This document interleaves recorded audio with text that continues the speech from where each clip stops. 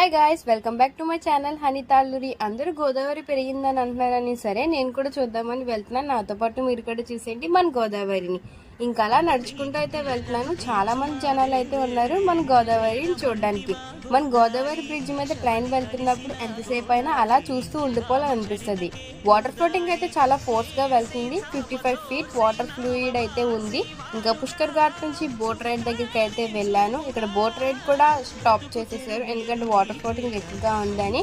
ఇంకా అలా కిందకి దిగి కొన్ని ఫొటోస్ కొన్ని వీడియోస్ అయితే తీసుకున్నాను. Thank you for watching this short. Please subscribe my channel for more updates. అందాలన్నీ అడిగే నీటి హద్దం